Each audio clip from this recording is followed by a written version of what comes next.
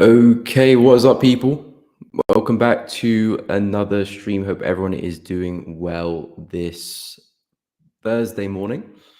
As always, guys, if you're enjoying the content, please be sure to drop a like, subscribe to the channel. It does really help out. And of course, make sure you hit the bell as well so you don't miss out on any streams or uploads in the future, because of course you will be notified. Make sure you check out Elevating Trades Discord channel, completely free to join. It's linked at the top of the chat there. You cannot miss it.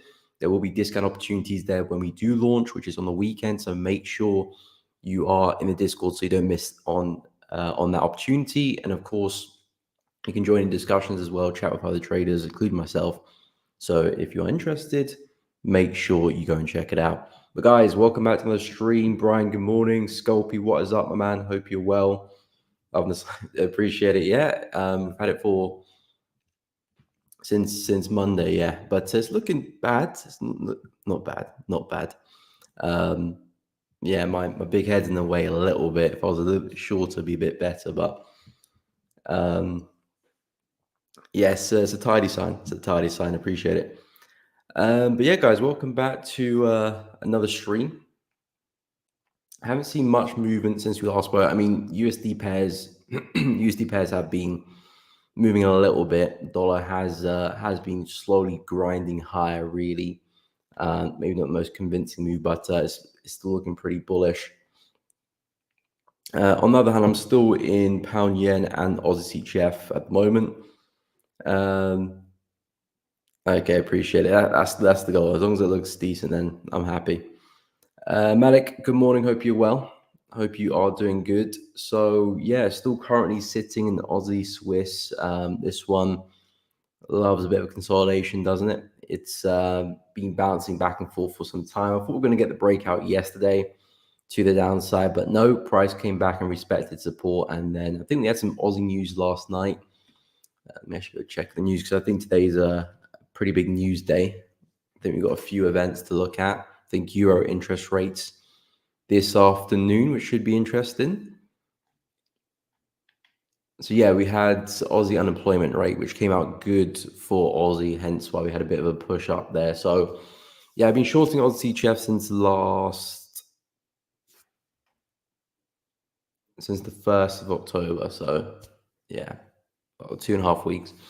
It's been it's been a tough hold. Price has seen some nice momentum, but majority of the time we've been pretty sideways. So I was looking for the breakout yesterday, didn't happen.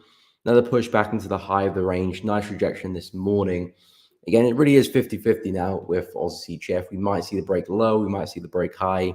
Again, in terms of my analysis, why I got into the trade originally was simply looking to trade this kind of range back down to the low.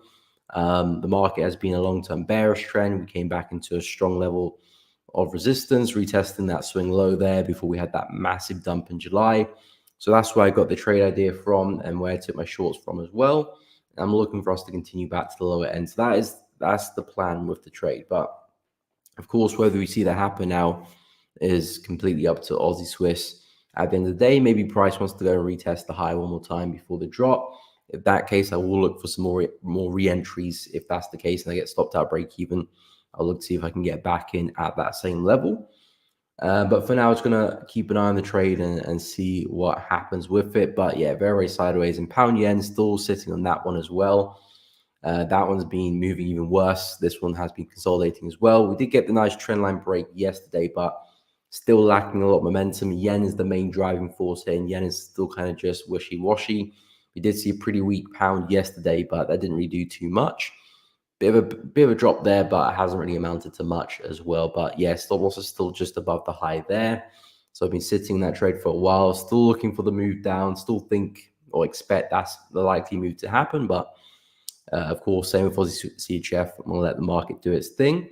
And there's not much for me to do in terms of managing the trade, just pretty much keeping an eye on it. And yeah, that's kind of where I'm at with both my positions. I was talking a lot about some of the USD pairs, which could present some buys, but they've been very, very bearish. Euro USD has been bleeding. Pound USD looks like it's trying to break structure there, which is pretty important. New Zealand dollar has broken that low for a while. Aussie dollar hasn't quite come into this low yet, but we're going to see what it has in store for us, because If it's going to copy what the other USD pairs are doing, we could see a break of this low as well. Gold's just been bullish, yeah, mostly. So gold doesn't really care what USD is doing. That one's just flying anyway.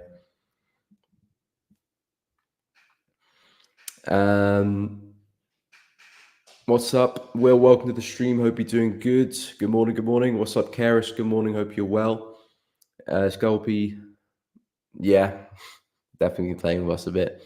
Trades like that made me learn to scalp. Fair enough. Fair enough. I mean, holding trades like that can definitely put someone off swing trading, and I can definitely understand why. Because scalping, you take your loss quickly, you take your win quickly. You don't have to sit and hold and slowly drive yourself crazy. So yeah, I can definitely understand why scalping and day trading can be more attractive in terms of the waiting times. And again, that's one of the downside of swing trading. And yeah, every type of style has upside and downside. You just have to understand, is the upsides playing to your strength? Is the downsides, something you can manage? And if that's the case, go for it. But yeah, that is definitely the drawback of holding trades for the long run. What's up, Mira? Can I take a look at dollar yen? Of course. We'll go through a bunch of yen pairs whilst we're at it, and yeah, see what the yen pairs are doing. So with the yen pairs, they've been a little bit bearish this week, to be honest, but it hasn't really done anything which is looking like it's about to start the trend, start the bearish momentum, which I've been looking for the past 2 or 3 weeks now. So with Swiss yen, we're still kind of testing the high here. So I need price to be trading below this comfortably to expect that downwards move. If not, if we see some more upside, definitely a break and retest here. Probably are going to see a bit more upside for Swiss yen in general. And possibly price is slowly working its way back to the high there at 180 rather than coming back into the low there. So Swiss yen is an interesting area where if we do hold this and continue higher, I probably will have to scrap that bearish bias altogether and start thinking about some buys back into the 180. But we'll see, because this breakout here hasn't convinced me. It's been very, very corrective and very sluggish. If it was a strong, powerful breakout, then I probably would already be bullish on Swiss yen. But because it's very corrective, I'm still looking for that drop. But as I said, breaking underneath this is very important, which we are not doing at the moment. And yeah, we're holding a support. So I need to see a lot of momentum to the downside. And we'll see. It looks kind of like a head and shoulder pattern, a very awkward one, but one that has a bit of merit there, that being a neckline there. So it could be seeing something like that come into play. So yeah, a lot of downside is needed to really get really get the ball rolling for Swiss yen. But I am still bearish, looking for something like that, as I just mentioned. With dollar yen, this one looks like it's trying to break through 149. If that's the case, then I will be looking at a second area above at 152, which is this daily high over there. Because I'm very short bias on Swiss yen, dollar yen, and the other yen pairs as well. So I'm very much just looking for places to short, which makes sense. This area I still like for shorts because, again, the breakout has still been very corrective.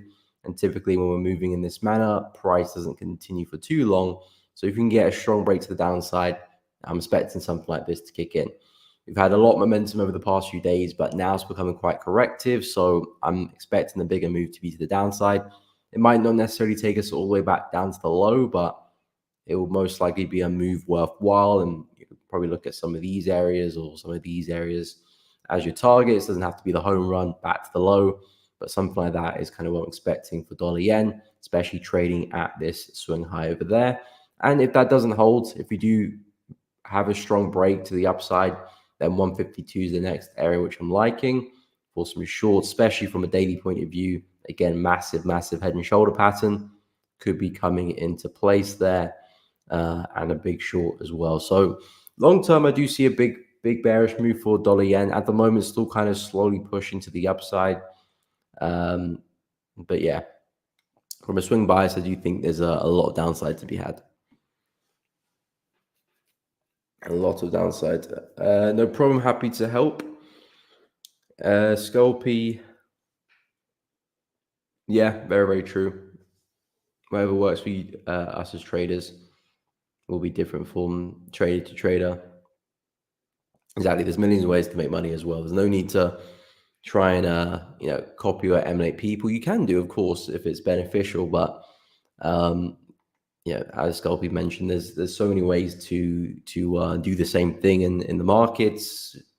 There's been successful, very very successful traders in all kind of um, all types of trading. So really, just whatever makes sense to you based on what's going on in your life. Some people have a lot of commitments, so they can't really day trade or swing trade, day trade or scalp. So they might have to focus on something long term. If you've got a bit more time in the morning or in the afternoon, then you can dedicate that to day trading. Or it depends really what floats your boat. And I like that in a way, because you don't have to force anything. You make your decisions based on what suits you best. So in terms of the rest of the yen pairs, I'm looking for similar moves as well. Aussie yen has been a little bit difficult because this one has broke outside of its ascending channel. It's what I'm looking for dollar yen to do. But again, the momentum on the breakout hasn't been strong, hasn't been significant. Typically, when we break out these channels, prices, it's on its bike. It wants to fly or fall. Because price is quite corrective, I need to see a bit more momentum to be sold. But effectively, what I'm looking for Aussie yen is, okay, we've got an ascending channel, we've broken out of that. Now I'm looking at pullbacks, corrections to ride that to the downside. Because if we are going to see a continuation of this big drop in July, and we are going to start bleeding soon, then I'm expecting price to come right back into the low here. And that's where I'll be expecting price to end up at. So if I can find some shorts on the way down, that would be absolutely fantastic. So that's really what I'm looking for Aussie yen. But I need the break and retest, something like that. I need momentum. Otherwise, price might just slowly push up, which I'm not really interested in, especially at these prices. So that's really what I'm eyeing up for. Aussie yen. New Zealand yen is pretty simple, because for me, this is just a standard consolidation, standard range. Price has just been moving sideways, rejecting this high. So if price can break out that consolidation, then I'm going to be looking at break and retest, and again shorts back into the same area, back into 86. It looks really really good. So something like this, a break, get the retest, and continuation. Looks pretty simple and easy to digest there. So I'm liking New Zealand yen, but it needs to get some momentum going. Lovely move to the upside. Now it's just stalling. Let's get the breakout and ride this one lower. Euro yen, again, bearish one as well. This one's starting to move a bit sideways as well, to be honest. But the idea is still the same. Price, again, holding on to this high. Hasn't actually come to test it yet. So it wouldn't be the worst thing in the world to see another push up to test it then before the big sell. But again, looking for a push all the way down here from 164 back to 156. A really, really big swing trade if it does play out. And now that we've got this kind of consolidation at play, we could be seeing price coming to pull back, retest it, and get some shorts to ride that down as well, similar to New Zealand yen. In terms of pound yen, still sitting on this one. This one has broken above the high, but again, still being very corrective. So I'm looking for us to see some momentum, but we haven't really seen that yet. Need price to start to really push down hard, similar to what we had here and over there as well. And that could be the kickstart of the bearish trend. But it's in limbo right now. It's crying out for some momentum. I think we got inflation rate for yen tomorrow morning, so maybe that could kickstart something. But yeah, for pound yen, I'm looking for the same thing, and CAD yen as well. Still just about holding on to that daily high. If we can keep that up, I'm looking at a big sell right back to the lows here. As long as we can hold on to 109, I'm definitely very bearish. So yeah, that's kind of my look on the yen pairs. Poppy, what's up? Hope you're well. Stopped out Aussie and short. I should have closed it last night. Break even didn't like how. Okay. Before I went to bed. Well, again, if you take a loss, it's not the worst thing in the world, as long as the loss is predetermined. If you set to lose $100 on a trade and then you lose $100, that's just a part of trading. So you holding on to the position, even though you didn't like it, Of course, in hindsight, maybe it was best to close the trade at break even, but even taking a loss, it's still predetermined, it's still risk managed if that's the case. Of course, if lost more than you should have, then that's where the problem lies. But losing isn't to be run away from. Um, so yeah, taking the loss, not the worst thing in the world, but of course, in hindsight, closing at break even would have been best. But then, as traders, we don't have to have the opportunity to work on hindsight. So as long as you followed your plan, you didn't do anything out of the norm, can't be too upset with yourself. Malik, Aussie dollar short. Okay, we'll discuss that. Euro USD. Okay, we'll go through some USD pairs. That is okay. Euro NOK. Your Euro NOK trade is pumping. Okay, I haven't looked at Euro NOK in a while, Poppy, because you've been away. So I haven't actually kept an eye on Euro NOK, see what's happening. But we'll go through some USD pairs to start things off, see what's cooking over there. So yeah, USD pairs have been falling because USD has been pretty strong. So yeah, with USD strong, these USD crosses, of course, we'll see some downside. Of course, dollar CAD, dollar CHF, we'll see upside, of course. But with Aussie dollar, this is the next area I'm looking at for possibly a big buy. I'm going to see how price reacts there, but USD has been pretty strong. In terms of shorts on Aussie dollar, I like it intraday because, of course, we've been falling. But as we approach this level here, I wouldn't be looking for shorts anymore. But looking to try and catch a short into that level looks like a nice idea from an intraday perspective. So if I was looking to short intraday, I'd probably be looking at somewhere around this area here. Let me just use the line tool. Somewhere around this area up there. So if we can push back into that high, maybe double top it, maybe slightly clip high, that would be nice as well. And find some entries like so, and then look to ride that down. That could be a nice trade, possibly, I don't know, maybe this afternoon, or maybe tomorrow.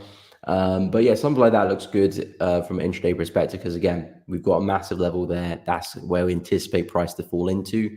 So if we can take advantage of that move into that level, that would be great. Then maybe some buys might set up in the future. But from a higher time frame standpoint, there's a lot of momentum in the market. So I wouldn't want to be shorting for the long run, from that price point because we've already had a big drop and now price is coming into some big support. So from an intraday point of view, looks good.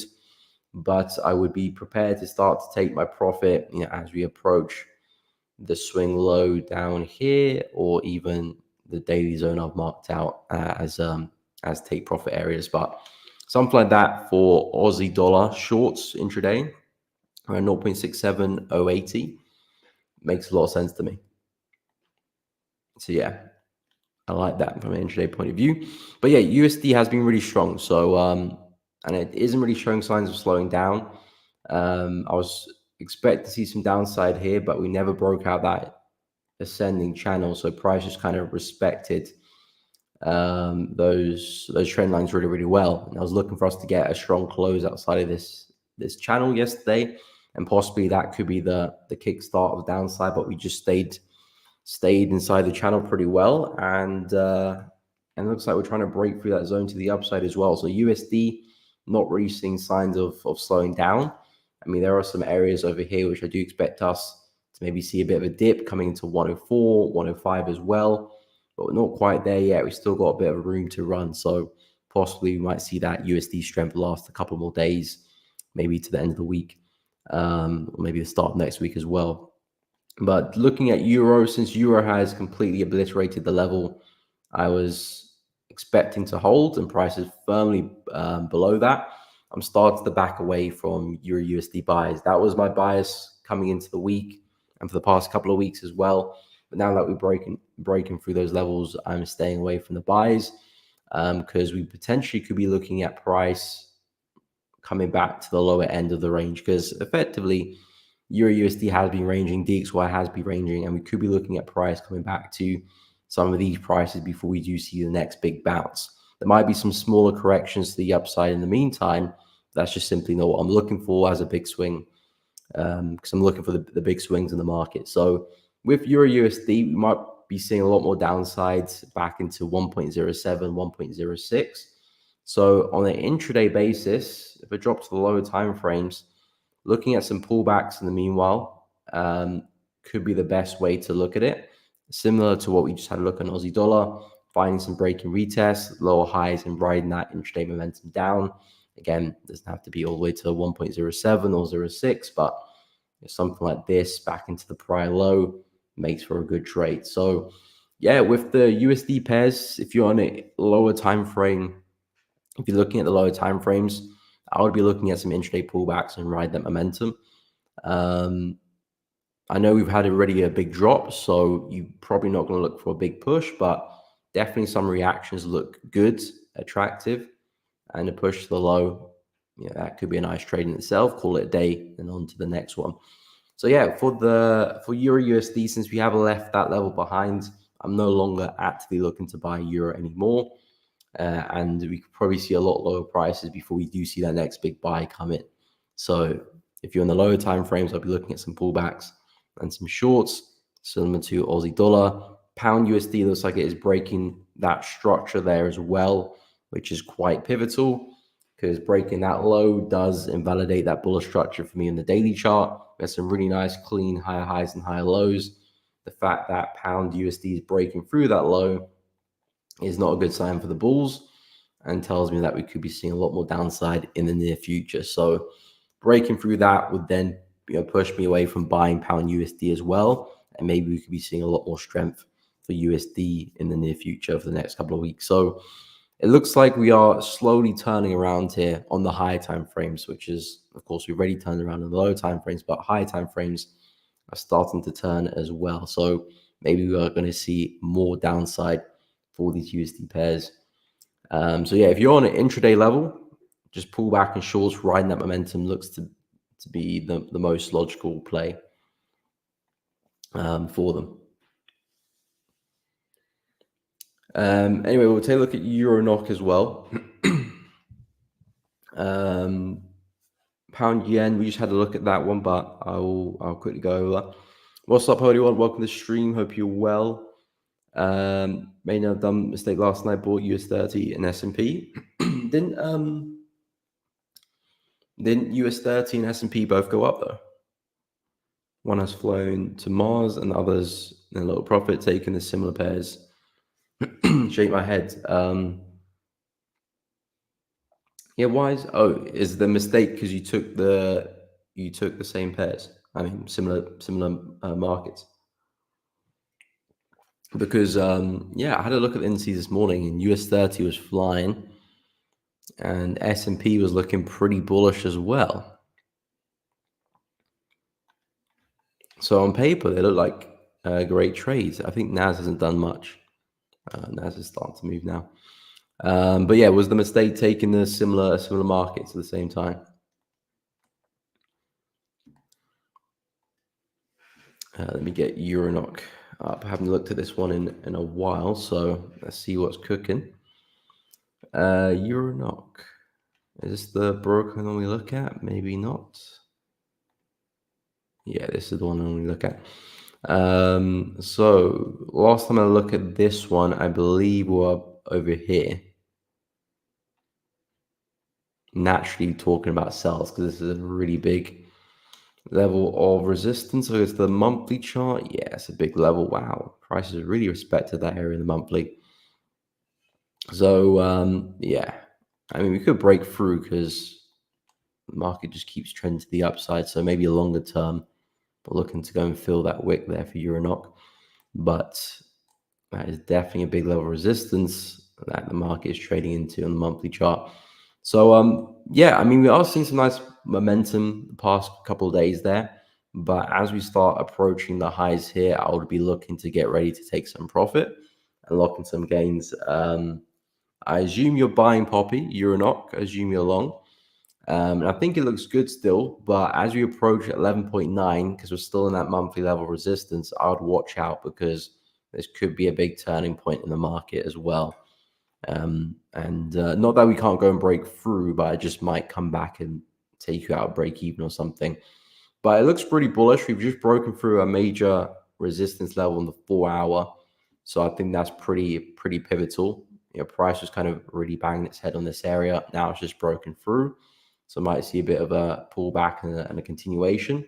But pushing back into 11.9, I think, is a really big level that you probably want to consider locking in some gains at least, or trading a stop, or partials, however you look to manage your trade. But yeah, Euronoc looks good to the upside, but we are trading some massive resistance. So I would watch out for that, because we could look to turn around again. But yeah, nice move. Okay, exactly similar pairs. Okay, fares and a small profit, but US 500 has hit take profit. Yeah, again, that's the thing as well with taking similar markets as well, is that they'll move in the same direction but at different speeds as well. So you could be selling Euro USD, selling Pound USD, but because Pound's a bit weaker than Euro, Pound plays out twice as quick, and then Euro is a bit slow. But of course, they'll move in the same direction. It's just that one will be quicker and one will be slower. So yeah, the only thing wrong with it is just the risk side of things. It's just that if they both play out, it's great. You kind of double the profit to a degree, but if they both lose, it's double the loss, really. So that's the only downside of it, really.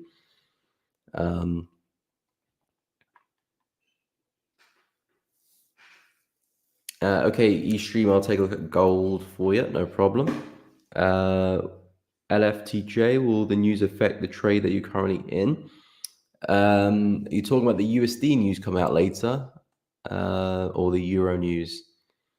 Well, Euro, not really. I'm trading pound yen and Aussie CHF, so no, not really, no.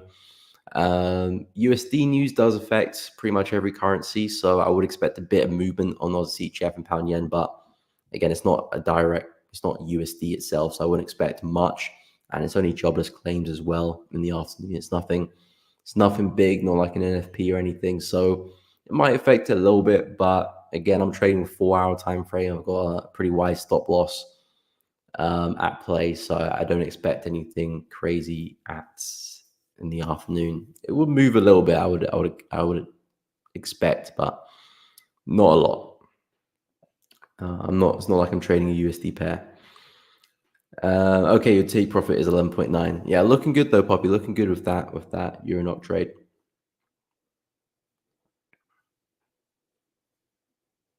Okay, little drawdown swaps kicked in. Use 500 off. Oh, near my entry, still in small profits. Okay.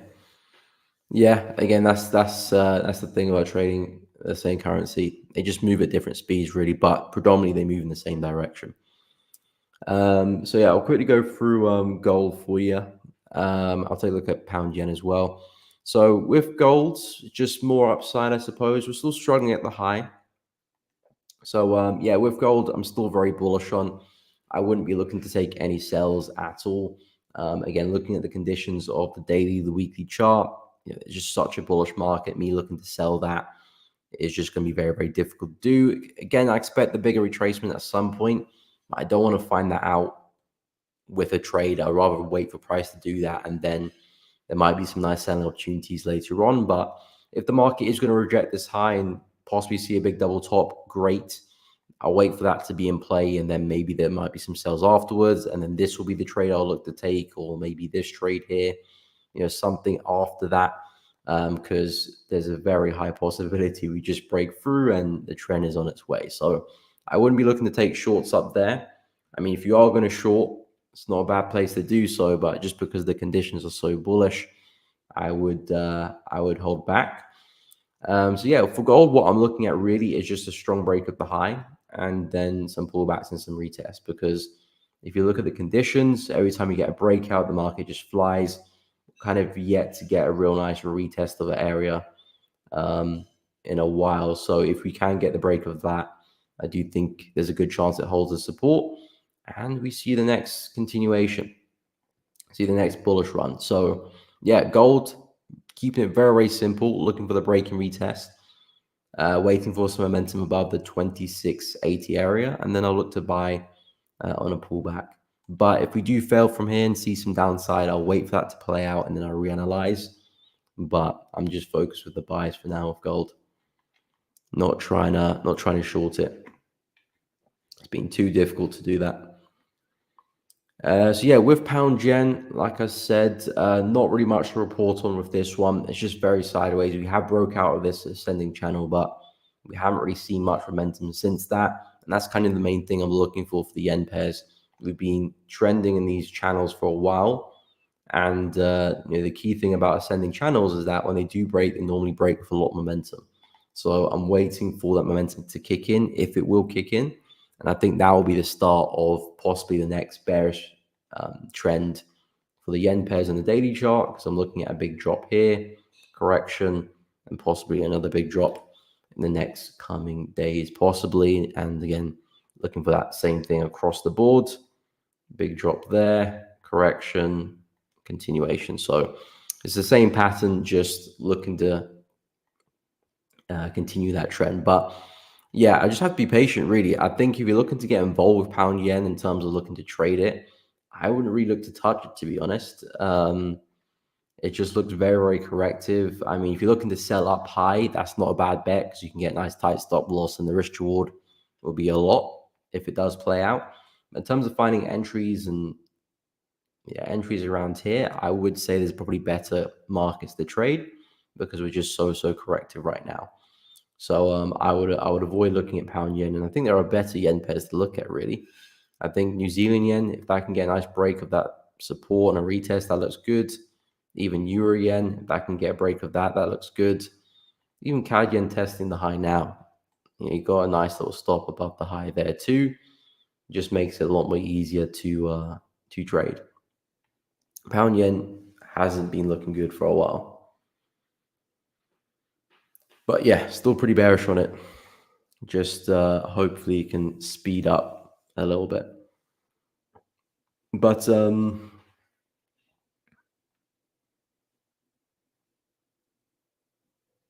okay, S&P ran off US30 still in small profits.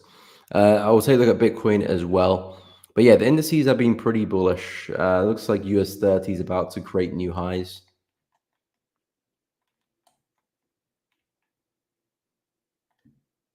Probably will do that this afternoon, potentially. Copy what S&P is flying. To go and push through that high. What's NAS? Are we looking bullish? Yeah, NAS is looking good too.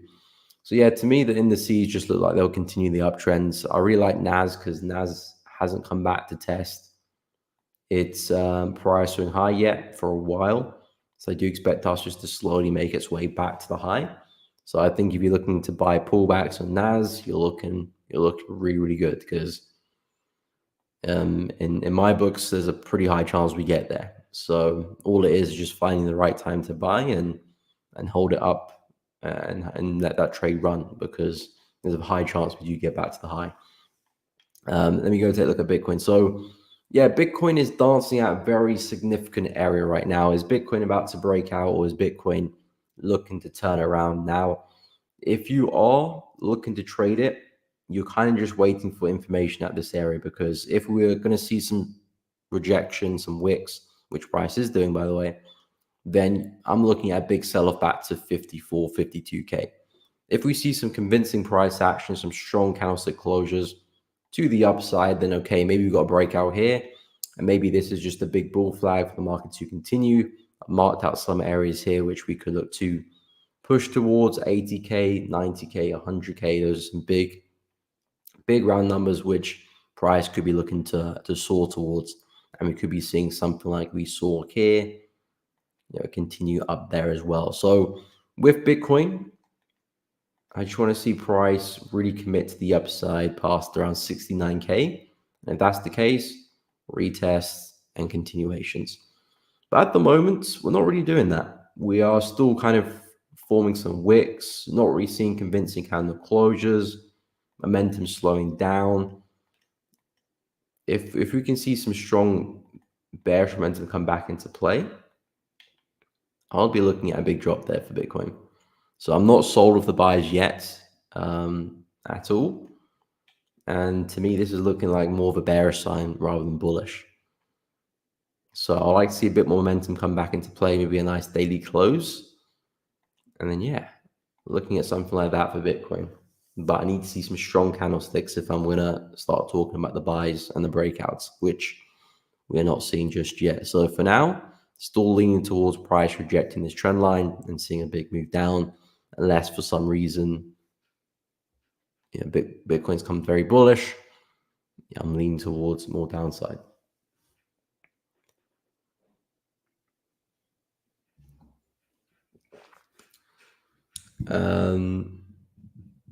So yeah, for the USD news, again, I'm not trading any direct USD pairs. Again, USD does move other markets as well, so I would expect a bit movement in pound and yen and a bit of movement on Aussie CHF, but not to a degree where I would start to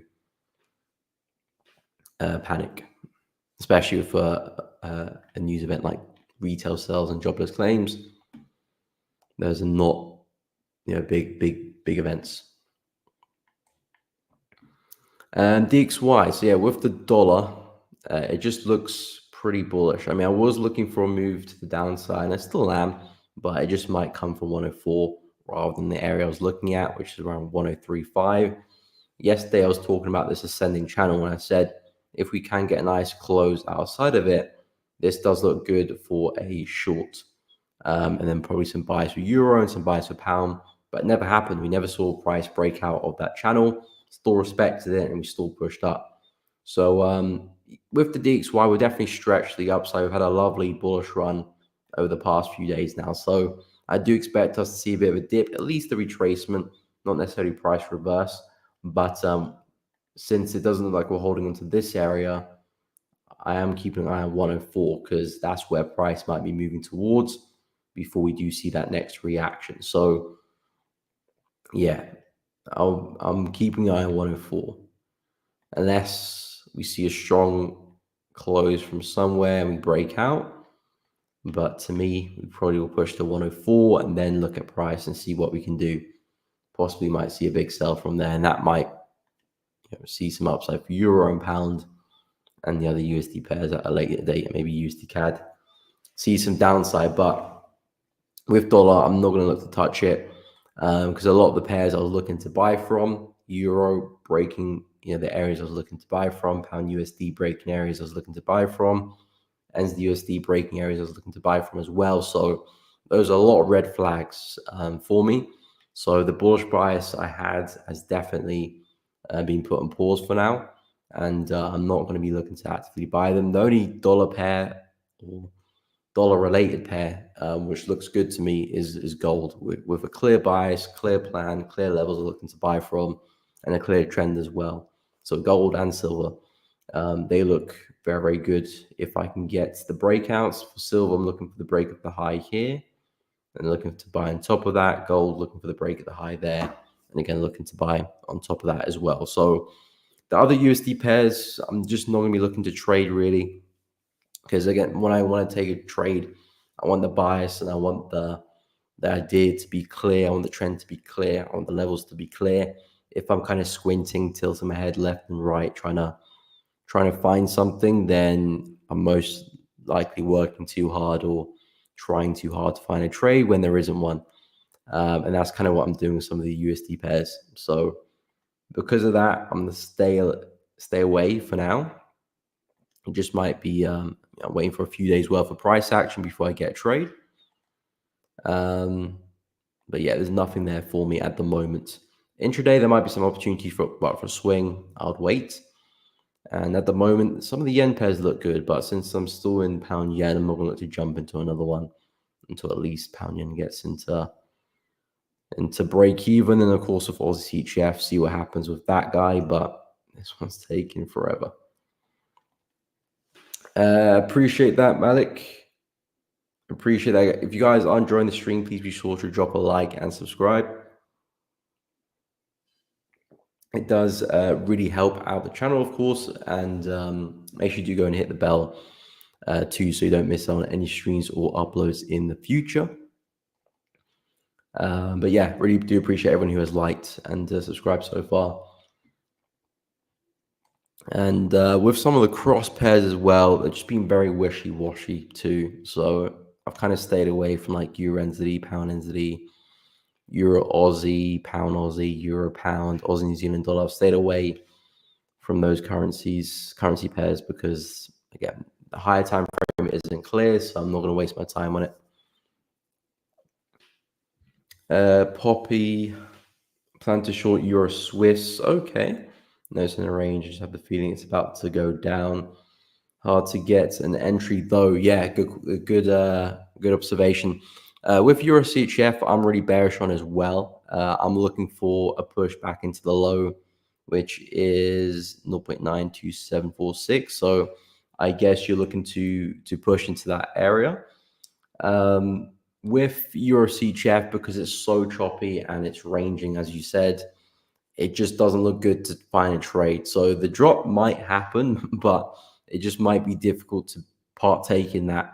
The area which looks good to me was the retest over here. So we had a nice retest of that low, came back as resistance. That would be a great place to find some shorts and put a stop loss above. And if price was to come back there again, that would still be a great place to find some entries, put a stop loss above, and again, look for that move to the downside. So with Euro CHF, I think the move you're looking for looks pretty likely as well. I'm looking at a lot of CHF pairs moving to the downside, Euro CHF being one of them. But because dropping on the 4 hour, we've got to deal with all of this noise. It just becomes difficult to find entries, really. And if I'm going to trade here, then my entries would have to be around there, up in this area, and then a stop above the high. That way, I can still probably profit in a move like this, even without seeing that full swing to the low. At least I can profit on a move like this, lock in some gains, take partials, stop loss to break even. And then if I do, catch the break, great, I'll leave some positions to run. But an entry over here isn't the worst thing in the world, around 0.94, because that's where price is rejected many times. Stop loss above the high looks pretty good. So yeah, if I'm looking to trade Euro CHF, entries around that area and stops above the high. And you got nice little targets there, and of course, you got the low there as well. So that's kind of what I've been eyeing up for Euro Swiss. But I do agree with that bearish bias. Malik, what weekends as a trader like? Good question. Well, weekends kind of a lot of, to be fair, weekends, especially Saturday anyway, it's kind of where I do a lot of the behind the scenes work of trading. So reviewing trades, writing up trades, journaling, analyzing for the next week, back testing. So that's kind of where all of that is done on the weekend, especially a Saturday for me anyway. And yeah, preparing for the next week. So because trading, again, if you add up all the hours in terms of on the market, you're probably spending, it depends what type of trader you are, but you're probably spending between an hour to 2 hours, maybe a day, maybe a bit more, like max, in terms of analyzing trades, managing trades, and entering trades. So a lot of the work is done on a weekend when the markets are closed. You're kind of reviewing the past week and preparing for the next week as well. So weekends is just a normal weekend, but Saturday I'm doing a lot of kind of the work behind the scenes. But then Sunday is just like a normal day for everyone, I guess. Well, depends what you do, but for Saturday for me is prepping for the week ahead and reviewing the previous week.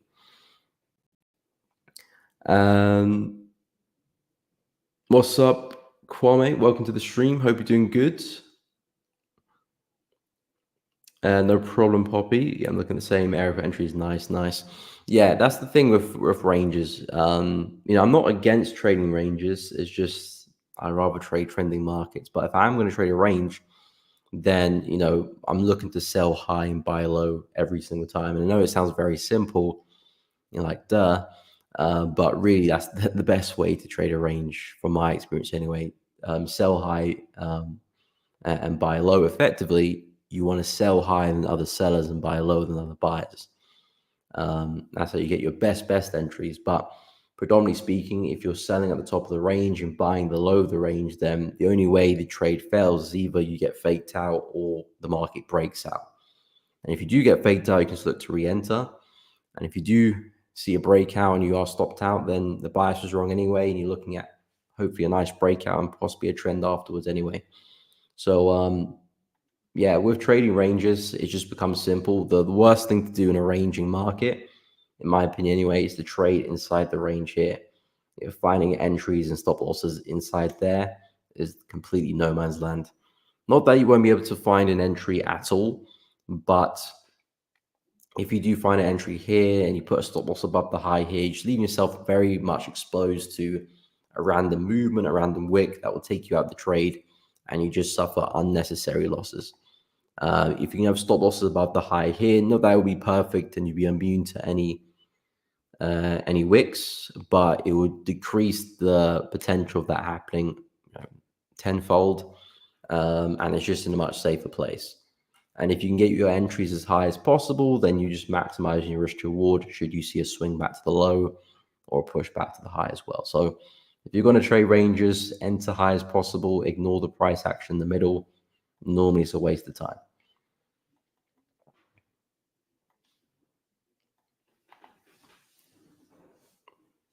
Yeah, patience is very, very key. You want to wait for the right moment to strike. Because I suppose with ranges, because you see a lot of price action, price moving up and down, up and down. So I suppose it can excite a lot of people and entice them into trades that it really shouldn't be in. Like you see a big bearish candle like this in the 4 hour, and you're like, okay, price might take a dive here. So let me just get a trade in quickly here and stop loss there, just so I don't potentially miss out on the move. Whereas you should be waiting for price to push back to the high. If price does take a dive here and goes down, so be it. That's not a trade for you anyway. If price can push up again and then give you a nice signal up there, that's really what you're looking for. And it's just a much better trade on paper. And I suppose a lot of these, kind of candles inside the middle of the range will entice people into trades they shouldn't really be taking. But that's where the reviewing comes in, because you're not going to be perfect with trading. But when you look back at your trades, you can review, look at how everything's played out. Was that the best place for you to get involved? If so, well done. Keep going. If it wasn't, why isn't it? Review that and see if you can come up with a solution.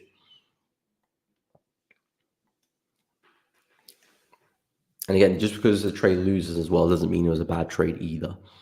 Just because you lost doesn't mean you have to try and find out why it lost and where you can do better. Sometimes a trade just loses because it just wasn't meant to win. But of course, when you are taking poor trades or trades outside your plan, trades that didn't make any sense, and of course, that's where you can look to improve. But yeah, speaking about the CHF pairs, I am looking at a lot of downside for them. CAD CHF, this is another one that is ranging, which is looking absolutely awful. So again, if I'm looking to trade this one, I want to be finding entries right at the top over here. You can see prices rejected it very, very well previously. Again, say that you got a trade, you got an entry over here on that range. It would have looked good initially, but then price probably pushed up and probably took your stop loss there. But then it came back inside the range, you find a re-entry, and then again, you get the move there to the downside. So the great the benefits of finding entries up there is even if you are faked out, you can still find your re-entries, you still get nice stop losses, and you can still take advantage of the move.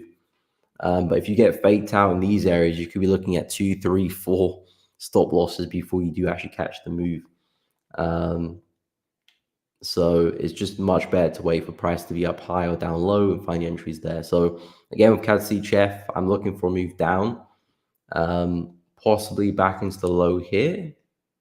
It's not my favorite CHF pair, to be honest, at the moment. But if the trend is going to continue, then there's a pretty good chance we could still end up back at that low. I have talked about possible trade entries, retesting the high up there. I like that as a nice place for an entry, but I'm not too sure we get there anymore. Pound CHF, it's been pretty awkward, to be honest. Not even sure what price is doing. We tested this area here pretty well. I was looking for price to come back into the low here, but it's just kind of hovering. It's broken out of this kind of bearish channel there, but hasn't really done much since then. It's just very, very awkward. And again, that's the thing, when the market's not clear like this and just moving all over the shop, you want to look for your entries up at the highs or just not trade it. Trying to get involved in here is going to be very, very difficult. And most of the time, a waste of time. Now, of course, Aussie Chef, that's the one I'm holding. That one's moving sideways as well in here. My stop loss is break even, but I'll be looking to, well, probably not trade anymore, but I'm waiting for price to break the low here to really get the ball rolling. Then we'll see what price does next. New Zealand Seed Chef, that one's had a nice drop. There is a big level of support down here, which I'm looking for price to bounce from. But we'll see. 31 US 30 pushing up. Okay, indices are seeing some momentum. Day of waiting, not many targets of the on the day charts for me today. It's coming. Yeah, you have those waiting days as well. Everyone goes through them, no matter what type of trader you are as well. Some people think that because they're scalping or day trading, you have to be taking a bunch of trades every day, and not necessarily. There will be more opportunities, of course, but there still will be days where you do nothing. Yeah, with US 30, we are pushing up quite nicely. A really nice close down the 4 hour. And I think it's probably a matter of time before we just get back to the high, really. But I like the big shift in momentum here yesterday. Or was that? Yeah, that was Wednesday. Big push down, consolidation, big push up. Yes, price really showing us that the buyers are back in town. And we're probably just going to end up back at the high and take it out. Same with S&P. It's pretty much there already. Probably we'll see new highs. And then, yeah, NAS expected to follow suit back into the high and a lot further as well. So if you can find some intraday pullbacks on the indices, I think you're on a good place there, because we're likely to keep pushing.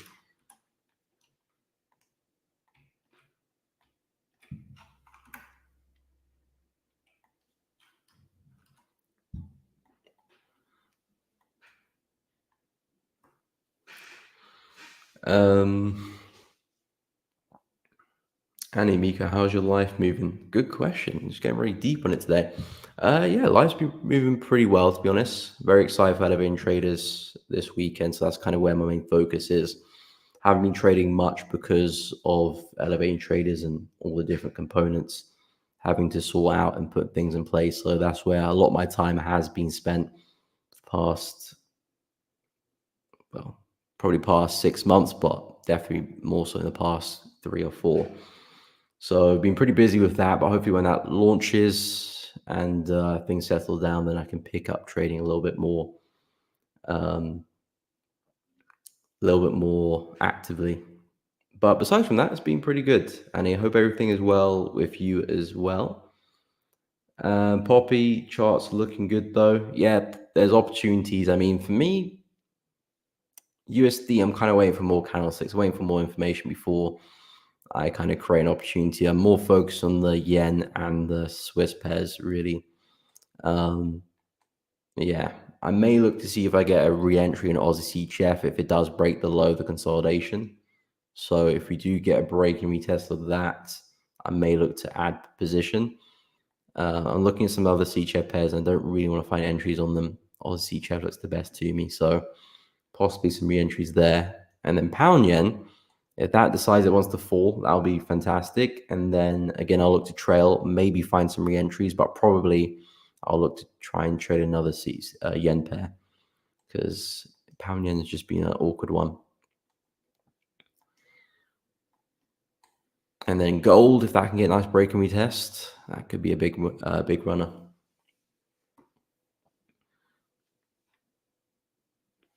Brian, how do you deal with deep drawdown mentally and tactically? Do you reduce risk per trade or continue a strategy as your edge plays out? Good question. Well, in terms of when you go into deeper drawdown, the best way to, well, for me anyway, I don't look to reduce risk because from my experience, reducing risk just means that it's going to take you, twice or three times as long to come out the drawdown. The best way to deal with drawdown mentally is understand what your drawdown could entail. Like there's a website I recommend you to go and take a look at. Let me see what it's called. Search up equity curve simulator on Google. It allows you to crunch numbers and see how big drawdowns, what's your average drawdown is. But effectively, you want to know how big of a drawdown you can go before your strategy isn't working. Like, you want to know where is the cutoff point. Like for me, I know I can go for a 20, 30% drawdown and still see profitability afterwards, because I know that if I go into a big losing streak and with the numbers I'm trading with, I know I potentially could go into that much drawdown and still see profitability afterwards. So anything in that range, I'm very much okay, because I know that this is still a part of probability and still part of the numbers. And if you know what your max drawdown is, then everything before the max drawdown is okay. If you start breaching the max drawdown, then okay, that's where you probably have to stop and reanalyze. But yeah, in terms of mentally, know your max drawdown. So anything else above that, you'll be a lot better off, because you know that this is still okay and still part of your limits. In terms of tactically, I do reduce the frequency of my trades, slow things down, because us humans, we do tend to go and tilt very quickly, and you can tilt slightly without realizing it as well. You got your big tilts where you just kind of bang in your computer, and then you've got the small tilts which you don't really realize and pick up too much. So reducing the frequency of your trades could be good, because it allows you to kind of calm down, mentally digest everything, and start to cut the bleeding, and then you can slowly pick things back up again. But the only thing I do is just slow down the frequency of trading. If I'm finding myself in a rut, I'll just slow everything down, and then when I start to find my feet again, a bit of consistency, and then you can pick things up in terms of frequency. But in terms of risk, keep it the same, because if I half risk or half it again, it'll just take me so much longer to get back into profit again. So you can keep the risk the same, but just reduce your trade frequency. Simbonello, what's up? Yes, I have had a look at gold. I'll quickly go over that for you, though. I think there's a high can go. I remember I took a buy position 3 weeks ago, and it's still going up since then. Yeah. It would be nice to still be holding on to that position, holding on. What's up, Tony Gold? Hope you're well. Okay, Will, take care, my man. We'll catch you in the next one. But yeah, I mean, that's some of the benefits of just not having to take profit for trades, because you don't know how high it's going to go, especially when you trade in the indices as well,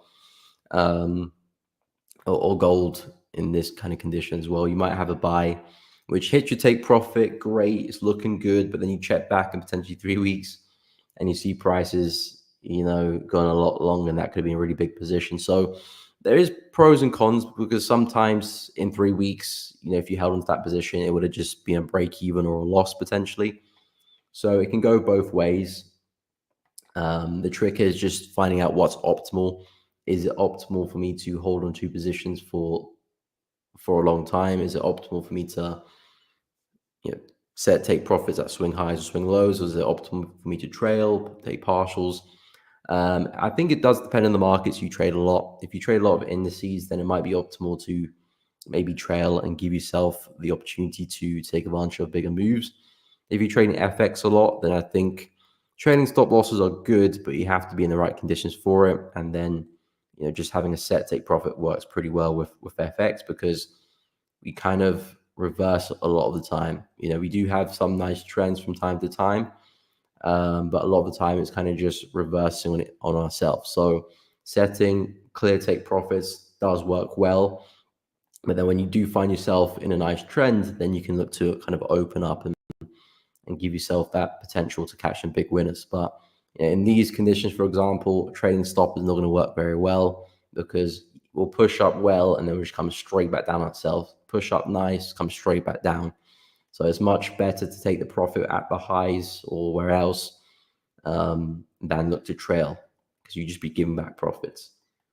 But then in trending conditions, for example, like this, then a trail will work very, very well, because you just be trading underneath these swing lows, and it can turn out to be a phenomenal position and a really big winner. So market conditions play a big, big role in terms of management. And that's why I always talk a lot about market conditions, because it's such an important part of trading. You can take some very, very simple trading systems and make them very, very profitable in the right conditions. Like just buying breakouts can be very effective. But if you trade it in consolidation like this, you're losing money 100%. But if it's a strongly trending market and it just keeps creating new highs after new highs, then buying breakouts will be a very effective way to trade it. So keeping up to date with the market conditions, very important part of trading. I'll take a look at gold for you. So yeah, as I mentioned with gold, just very bullish. You can see the daily chart, we're just climbing higher and higher and higher. So I'm not looking to overcomplicate anything with gold here. As long as we keep up this momentum, I'm looking to buy. If we can break past 26.80, that'd be great. And I'll be looking for a retest for a buy there. And yeah, looking to take it to the upside, because I have been looking for retest of this level. Didn't happen. Retest of this level didn't happen. So I'm kind of hoping if you can get a retest of this level now, I can find an entry and look to ride that to the upside.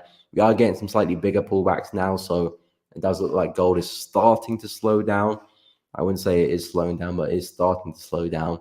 So maybe we might get that bigger pullback at some point, but I'm still very bullish on it. And if you get the break of the high, that'd be great. And yeah, I'll be looking to take gold to the moon, or yeah, as far as it can go. So yeah, that's kind of what I'm looking at for gold, and pretty much the same thing for silver as well. NAS 100.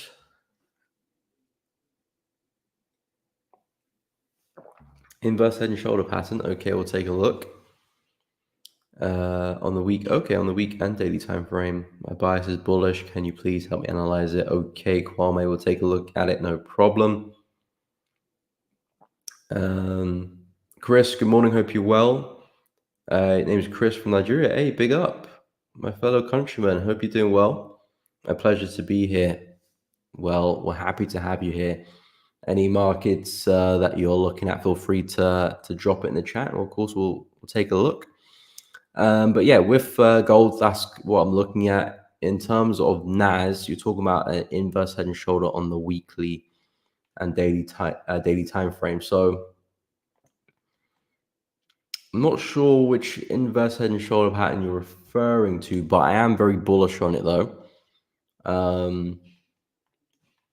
Yeah, I can't quite make out the inverse head and shoulder pattern you're referring to. Are you looking at something like this? Left head and the right shoulder? Maybe, I'm not sure. But what I can say is that I'm very bullish and I'm looking for a push back into the high here. So I agree with the bias. Key thing is that we're still maintaining these higher lows. So I'm expecting price to keep that up. And I'm expecting price to push back into the swing high, because if you look at the other major US indices, US 30 and S&P, these guys are flying. They're about to create new highs as well. Whereas NAS 100 has been lagging behind, but I do expect it to catch up because they normally do the same thing. So I do expect it to catch up and go and test those highs and probably see some new highs. So as long as we continue the trend here, the likelihood of us pushing back to that high and seeing some new highs is very, very high. I'm saying that word a lot. But it's very, very high that we do get there and probably see some new highs as well. So if you can find some pullbacks on the way up, you're looking really good. I spoke about a retest of this area yesterday, which we just about got. So that would be a nice place to buy yesterday. Now that we're pushing up, if you're looking a bit more of an intraday level, this looks like a nice little place there. Should we come back and retest it? Not too sure if we will, but if we do, that looks like a good place for a buy. If we create some more,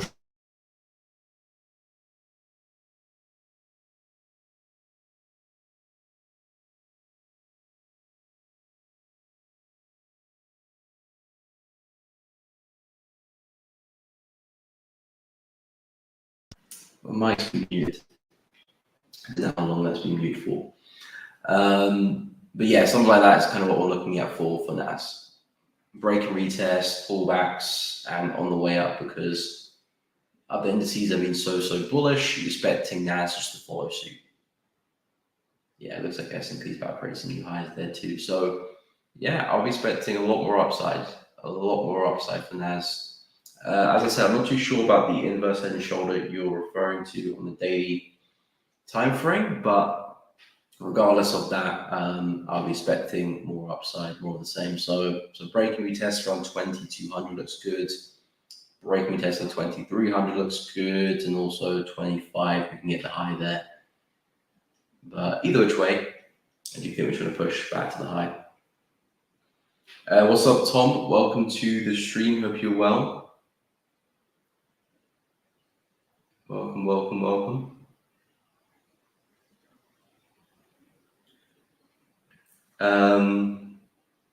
Kwame, you currently in a NAS 100 buy? Or are you looking to enter? But I think out of the US indices, NAS looks the best to me, because yeah, US 30 we just about pushed the high in S&P as well. But NAS, we've still got room to move into, so I like it.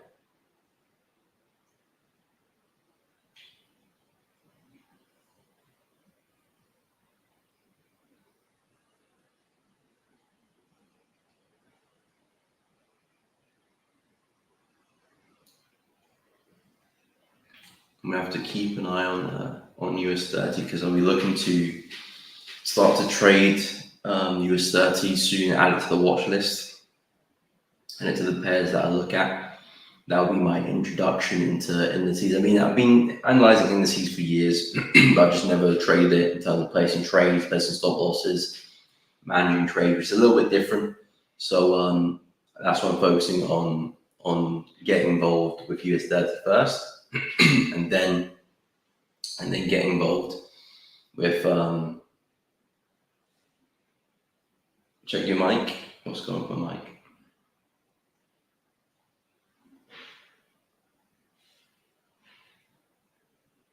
Okay, thanks. No.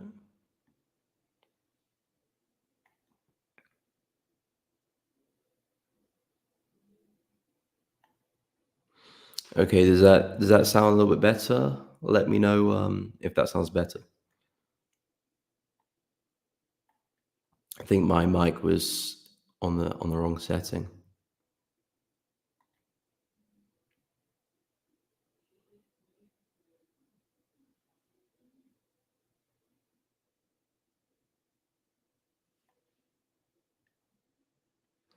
Okay. Thanks for letting me know.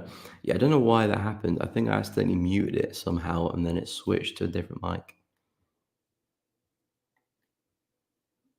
Okay. So I'll just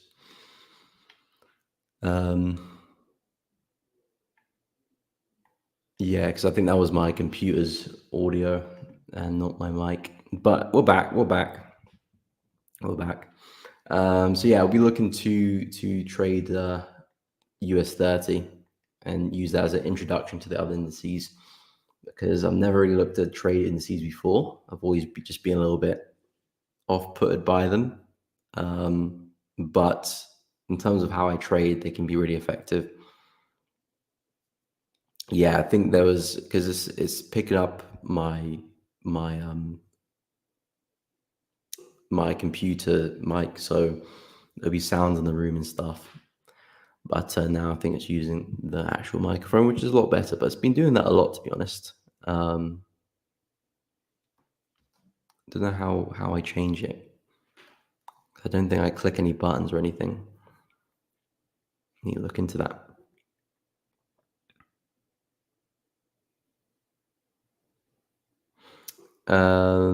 Annie,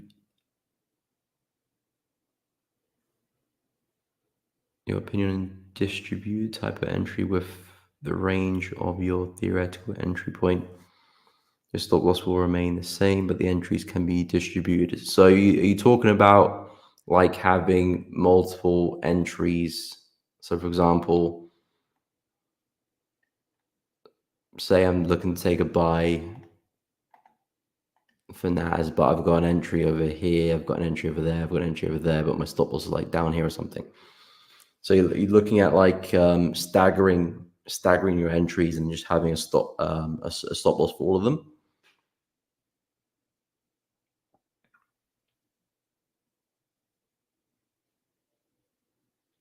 So yeah, it's one way of looking at it. I mean, I've never really tried that before. I've never really tried it before. I've always had that single entry point with a fixed stop loss.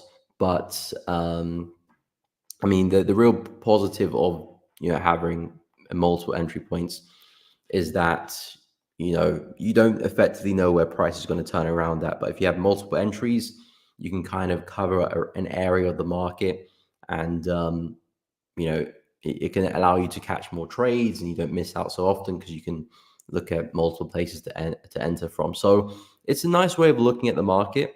Um, um, it just becomes difficult to manage consistently because, for example, when you do take multiple positions, you're going to have to split your risk up. So, for example, say you're going to use enter five and use 5 entry points, and let's say you normally use one lot. That means every trade you're going to have to use a 0.2.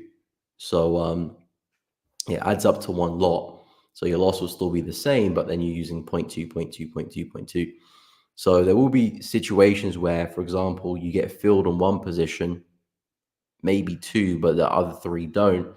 So you still take advantage of a possible win, but it just becomes a small win rather than the flat out one lot you would have used.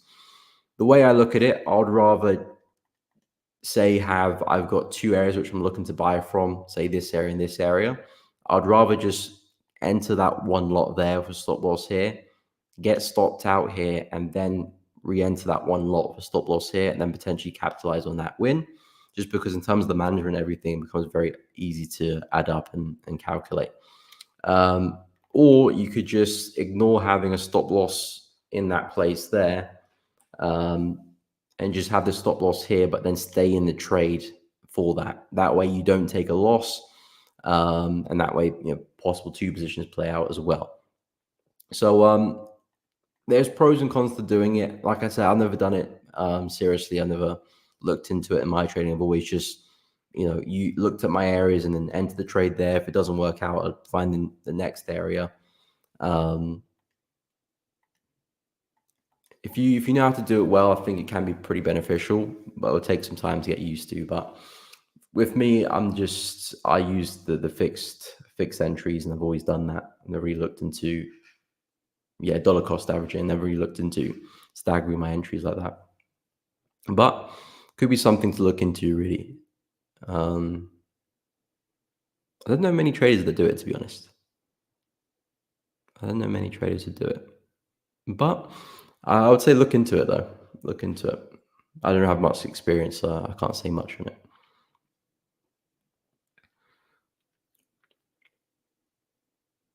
What's up, Anis? Welcome to the stream. Hope you're well.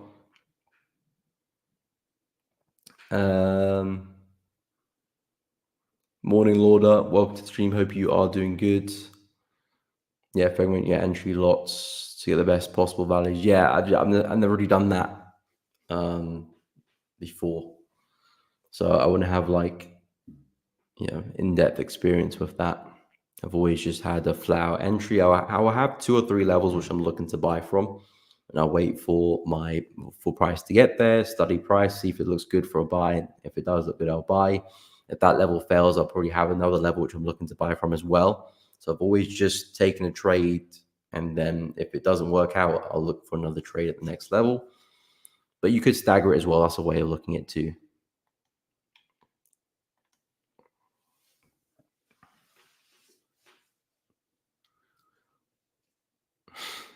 Welcome back. We missed you 100%, Lauder.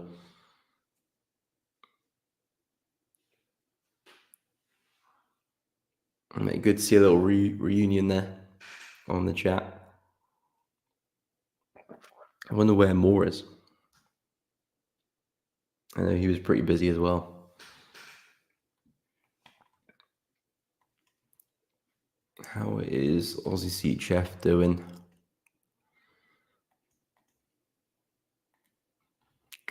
Not much there. Nice reaction of the high, but still very much in the middle of the range. And pound yen still just being pound yen. Yeah, I've got a feeling that with the yen pairs, that I'll just wake up one morning and Bank of Japan had just done something crazy, and the markets are just melting to the down, and the market is just melting to the downside with some heavy momentum like we had over there. I think that's probably what's going to happen if this trade is going to play out. And we are going to see the yen pairs take a dive. I think we're going to start bleeding really heavily.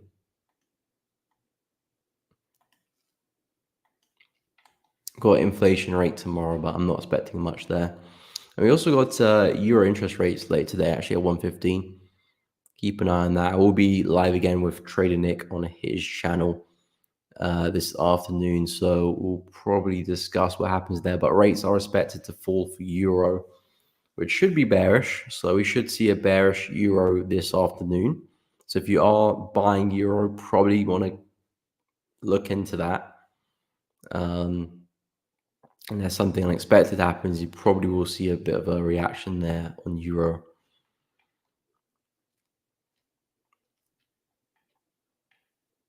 And we got inflation rate tomorrow for yen, which is expected to fall.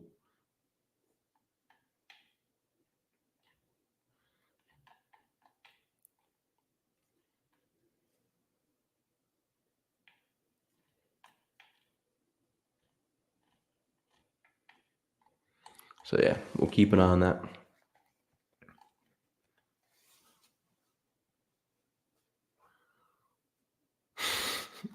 Decided to get out. GJ gave you some palpitations. I don't blame you there, Lauder. I do not blame you. Yeah, I mean, the market is just being stale.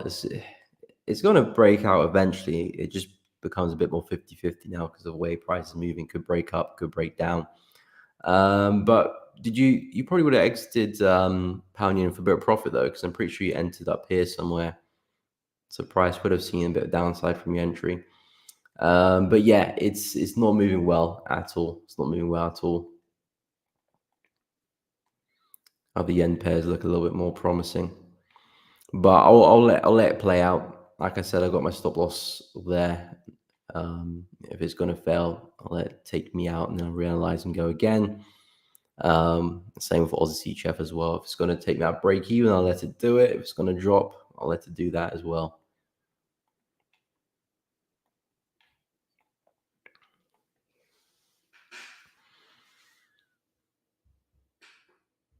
What's up, FX Wolf? Welcome to the stream. Hope you're doing good.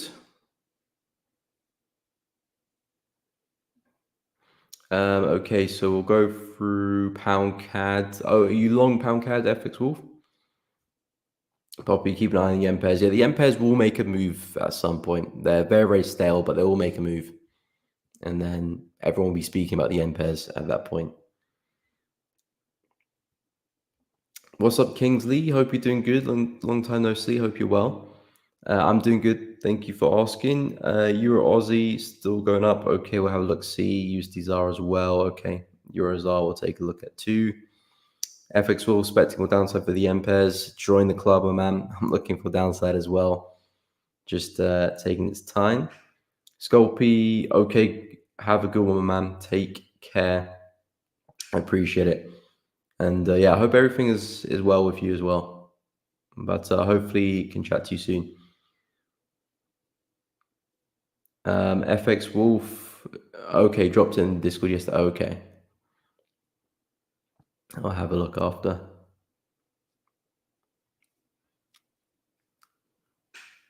Tom seems like I'm the only one waiting for upside in the yen pairs. Well, someone's got to wait for some upside. If everyone's waiting for downside, then market's not going to work. We need some buys as well. But yeah, I mean, from an intraday standpoint, the yen pairs are bullish, and I know you're trading on an intraday timeframes as well, and looking for that intraday move. Whereas I think FX Wolf is looking for a big swing as well. I'm looking for a pretty big swing as well on the high time frame. So we can both technically be right. We might see a bit of upside for the yen pairs first, and that could go and hit your take profits or get the moves you're looking for, and then see a big rollover. It's because we're looking at different time frames, which is probably why we've got different biases most of the time.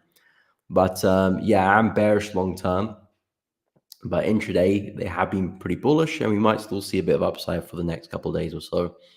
It's just as long as they can hold some structure, I do expect to see big drops. Anyway, there's a few pairs I was meant to look at. If I've missed out a pair, pretty sure I have. Just drop it down in the chat. We'll go through it. But yeah, for Kingsley, we'll take a look at Euro Aussie, USD ZAR, Euro ZAR, and FX. We'll take a look at Pound CAD. So yeah, Pound CAD, you were discussing yesterday about some buys. Oh, we are looking pretty bullish. Wow. That was a really strong close yesterday. No wick to the downside. And even on that bullish candle as well, Pound CAD is moving a little bit strange. No wick to the downside, no wick to the downside. So price just melted, stopped on a dime, and then just pushed up again. That's something you don't really see pretty often. But yeah, it has come back to respect that level and is pushing pretty hard from that. Do you have any targets for the trade, FX Wolf? Is there a specific area which you're looking for price to come into? I mean, Pound CAD is still pretty bullish on the high time frames, but because we are becoming a little bit more corrective, we're fading at the highs there a little bit. I'm not so optimistic that we're about to set the world alight with a bullish move. I think a push back to the high there looks the best case scenario, or a push back into this area here looks pretty good as well before we might start to find some resistance and start to struggle a little bit. But in terms of the level you're buying from, 1.785 looks good to me. Solid level on the daily chart, having a retest now, and we're seeing a lot of upside too. So yeah, coming back into 1.794, 1.802 roughly. It looks like some nice areas to maybe start to trail or lock in some gains, or however you want to manage it. But in terms of the level you're buying from, I like it. I like it a lot. Okay, so we'll go through Euro Aussie. We'll take a look at USD ZAR and Euro ZAR as well. GR30 Kojo, sure thing. I hate you so much. Now I'm scared about Euro not buy. Oh, okay, because of the interest rates. Yeah. News can be a bit of a bummer sometimes, but then again, it can be really, really rewarding if you're in the right direction. But yeah, because you're buying euro and then euro interest rates are expected to drop, so we're probably going to see a bearish euro. It depends probably where your entry is. Maybe if you're locked in break even, locked in some profits there as well. Because if that's the case, then okay, if price does go against you, worst case scenario, you stopped at break even. If price continues in your favor, everything is back to normal really. So it depends how far price is from your entry, I would say as well, in terms of how you want to manage it. But yeah, it can be a sticky one. Okay, your take profits open, fair enough. Yeah, so I guess you're looking to trail and just see how far you can take it. Tom, okay, you're long UJ. Okay, we'll look, see, push to 151.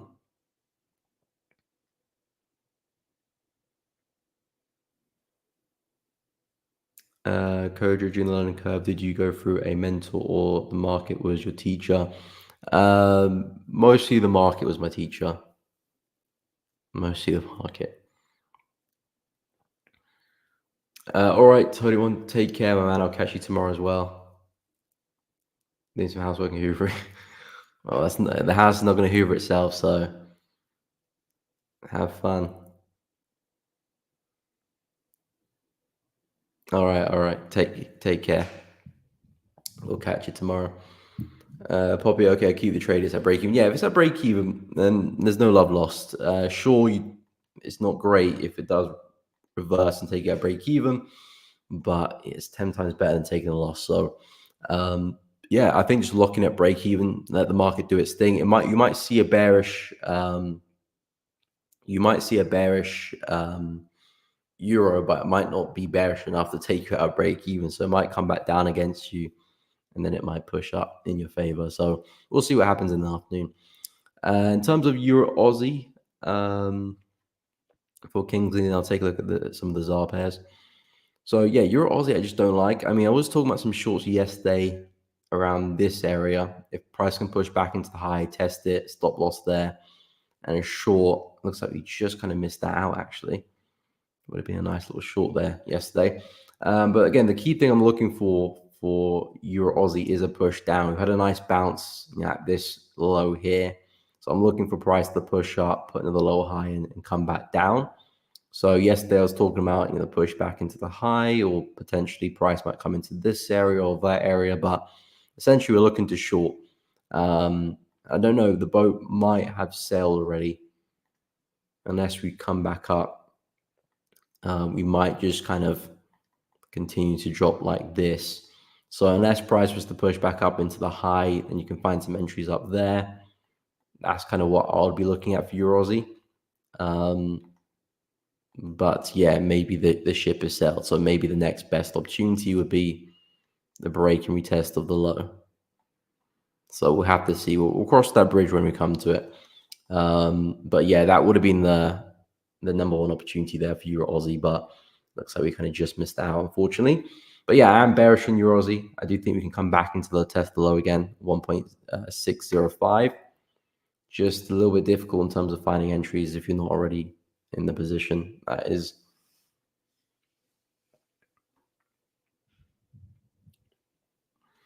Okay, when you saw the GJ position, you thought about distribution entry, but they said it can come down. Yeah, yeah, exactly. It can be a little bit tricky if price doesn't come to your other entries. Then you're just taking smaller positions. Whereas if you take that first entry with the normal lot size, then you still take a nice winning trade. Again, that's just the con of it. That's just the con. There's definitely pros to using distribution. And just like with just using a single entry, there's cons to it as well. And that's the reality of trading, which is something I've come to realize, is that whatever you do, whatever style you look at, there's always a con, there's always a pro. As long as you can accept the cons and they're not such a big con where it impacts your trading too much, then you stick with it. So you can research into distribution, see how it plays out with your trades, if it works well, and it's something that could add to your game. If not, then you don't have to add it. But there's pros and cons of everything. Is something that I've come to realize. So yeah, we'll talk on the USD ZAR and Euro ZAR. So USD ZAR slowly pushing up here. We've seen a lot of downside as of late.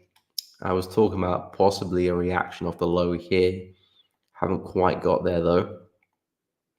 I still think we can probably get there, to be honest. Yeah, I haven't quite got there yet. Still like to see a buy from there. So yeah, as we do push higher, coming back into this area here, that looks like a nice place for a short to me. You can see how consistent price has been with these lower highs. Very consistent. And if you're looking to trade USDR as well, if you're shorting, it's good, because if you're shorting, the swap will be positive. If you're buying and holding, it's going to be a long day for you in terms of swap. But because you're shorting, you're going to get some positive swap as well. So it's a good way of looking at the chart as well. But yeah, in terms of a place to short from, yeah, I would say this little area here, around 17.9 is where I want to fixate my trades at, because it doesn't look like this level is holding. This level looks like price is breaking through, at least this morning anyway. So if we're going to hold above that, might be some intraday buys back into 17.9 if that's what you're looking for. In terms of the bigger swing, I'm still looking at that move back into the low, and then possibly back into the monthly low, weekly low down there as well. So yeah, still looking up, still looking at that big bearish swing. 17.9 is the area I would anticipate that forming from. But in terms of a more intraday opportunity or intra-week, because it could still take some time, there might be some nice buys now that we've broken through this area. So that could be something you could look at for as well. But the bigger sell, the bigger move still looks to be something like that for USDZAR. In terms of EuroZAR,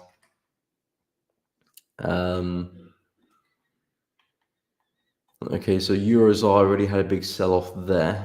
Where are we trading now? Okay, not quite back at that low yet.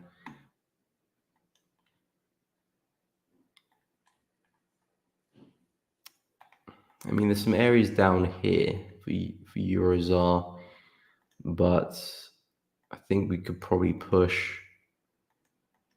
Let me just start fresh. I think we can probably push from this low, to be honest. So yeah, if you're looking to short, USDZAR looks a lot better than EuroZAR, because right now EuroZAR is in definitely bullish territory. You can see this low here we're still bouncing on. I think there's a strong chance we might see something like this at some point. So yeah, I would be expecting to see a bit of a pop to the upside for EuroZAR. Yeah, in terms of entries, a little bit difficult because of how price is moving. Let me just move this out of the way, because it's been such a range. But if we can break above that range, there might be some nice entries above that for some longs. But again, I wouldn't look to take that too far, because as soon as we start to come back in some of these areas, you could definitely come straight back down again and put another lower high in. So I'd watch out for that. But something like that, because we're still holding on to this daily low, still looks like a good buy to me. I wouldn't hold them for forever. I do think it's probably just a pullback in the sequence, because again, we're still very consistent with these lower highs. So I could go and put another one in. But yeah, for now, that's kind of what I'd look at.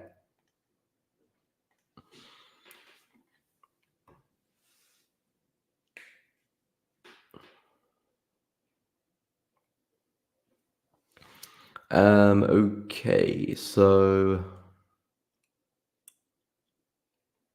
still waiting for the JPY pairs to start moving. Yeah, I'm waiting for them to start moving as well.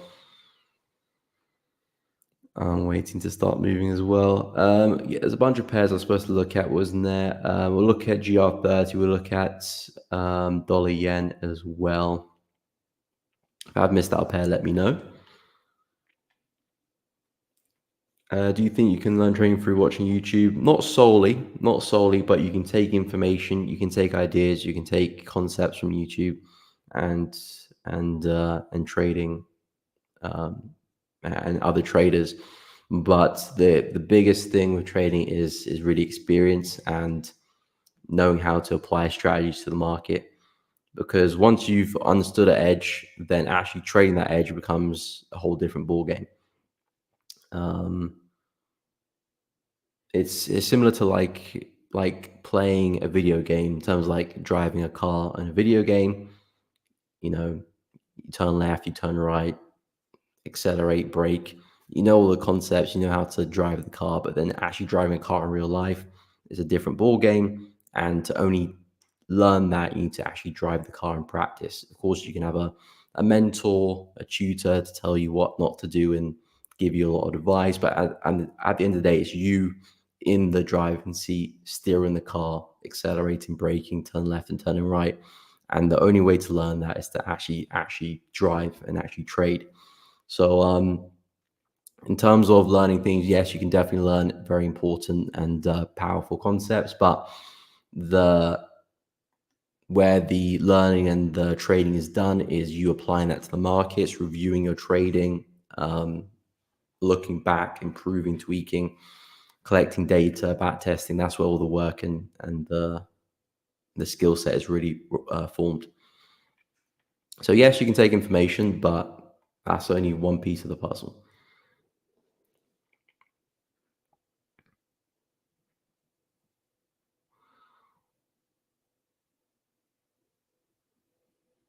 Oh, okay, this happened last year after a major drop. We had a slow move till this year. Everything started moving. Yeah, again, normally it's the calm before the storm, isn't it? Before price really gets going, it is a little bit slow. And I'm also thinking about the election in November as well, and I wonder if that could be a big catalyst to get everything moving. I know, especially for US dollar, but US dollar kind of moves everything, to be honest. So I'm thinking that could be a big catalyst for the end of the year. But then that's still 2 weeks away. Okay, so let me go through GR30. I haven't actually looked at that one in a while. What's going on here? Oh, okay, so he just flew to the upside then. Nice little retest on that high, and then price just continued. Did we get the retest over there? No, we didn't, but yeah, the market was just far too bullish to get that pullback. And now it's smashed into the high, create a new high. Looks like it's trying to do the same again. So with GR30, it's a little bit difficult now unless you're already in the trade to find some more buys, because we're kind of already on our way here. Unless we can come back down and find some intraday opportunities like this, then you might find a nice buy there and ride that back into the high. But then again, we might just keep pushing without that pullback as well, similar to what we kind of did over there. I mean, that one almost came back and retested. But yeah, GR30, we're already flying right now. So you want to find some pullbacks. You want to find some pullbacks to get involved with. But I would only be looking at buys, because looking at the higher time frames is a really bullish market. You know, at all-time highs, there's nowhere we can look back and reference to. So I was expecting more upwards until proven otherwise, until I see some signs that the market is about to reverse, which at the moment I'm not seeing any signs for that. So naturally, I'm just going to be expecting price just to keep pushing.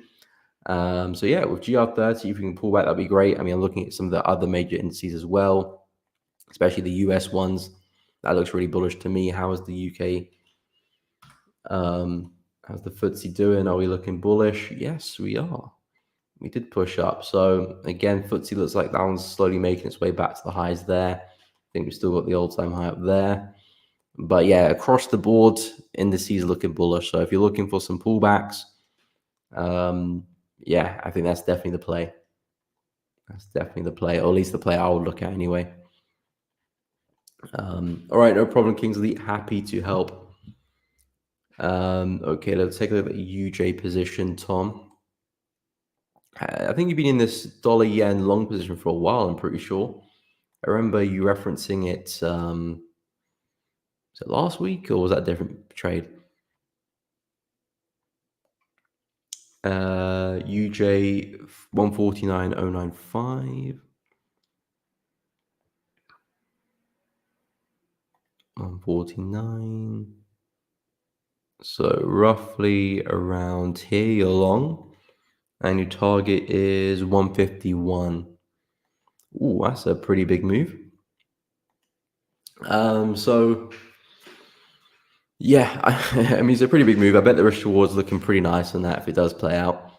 But yeah, I'm pretty bearish. And the only thing I don't like about the position, again, I'm not trying to talk you out of it. I know you got your reasons, I know you've done your analysis and you're taking trades based on your plan, which is the most important thing.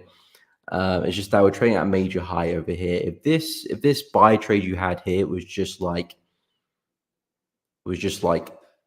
down here, I'll like that trade a lot more, because we still got room to push into. But because the market is dancing on this high here, it just becomes a little bit awkward.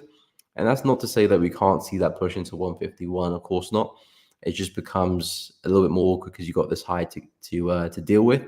If this was just below the high, then I'll naturally expect price to push up, because we're probably likely to go and test it. Just if this was like above us here, and this level was below us, then I was expecting more upside back to 152 or to some other areas around here as well. So that's the only thing that I don't like. But in terms of the trade, because I know you're trading intraday, the market is being pretty consistent with these higher lows, and you've you bought at a really nice place there, and where we have put that higher low in. So I'd watch out as we approach this high around 149,990, because that's of course where you had that last pullback from, and where that might see a bit of resistance. But if we can break through that, then you probably do expect price to get to 151. I'm looking at 152 as the next place I want to sell from. So I'll expect us to go and hit 151 anyway. But I'd watch out for this high here. If you can get a solid break of that, trade should be looking good. If not, that could take us back down again. So maybe locking in some gains. I mean, your entries down here, so you can probably get a break even there at least. Might already be break even. But yeah, I like you. You're riding that momentum from intraday level, and there is room to the upside if we're gonna really break out. But yeah, I'm pretty bearish on the yen pairs, so that is my bias for now. But we'll see how things unfold. Things can change pretty quickly. And buying dollar yen is probably one of the better yen pairs to buy because USD has been pretty strong. DXY has been flying. So yeah, pound's being a little bit strong, but it's weakening. USD has been really strong. And a lot of the other currency pairs have been pretty weak. Aussie's been pretty weak. New Zealand's been pretty weak. So buying dollar yen is probably one of the better yen pairs to actually buy as well. So decent selection as well. But yeah, I like the trade. Just going to be interesting to see what we do at 149 because it's a pretty big area in the daily and could turn us around. But from a daily standpoint, I'm still looking at the bigger moves being lower for the yen pairs. But we'll see how it unfolds.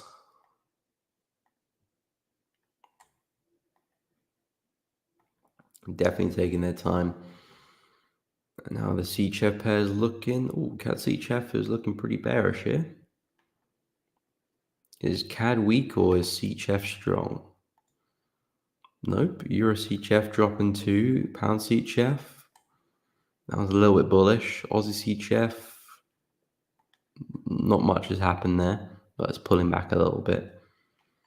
And you've seen New Zealand CHF pushing up as well. So it looks like CHF is a little bit strong, but I think Aussie and New Zealand is strong too. But yeah, it's still in the range, so I'm not going to read too much into price action there. There's nothing for me to really do. When price is ranging like that, I never really want to read too much into the candlesticks inside a range because most of the time it's just noise. It's just price fluctuating. What I want to be looking at is breakouts. Which way is price breaking out? Is breaking up or down? That's information that is useful. Whether I'm seeing bullish or bearish candle inside that range, it's always 50-50.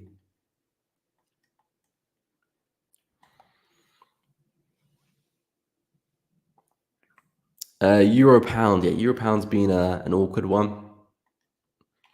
Euro pound's been an awkward one because I'm still looking for us to go and hit that big weekly level at 0.83, which is this level here, which you just kind of, I mean, you've missed it out by like a pip or so, or a few pips, but we're more or less in that area. But the reason why I'm looking at this level is because it's such a big level, and you can see previously huge reactions from these areas, huge reactions.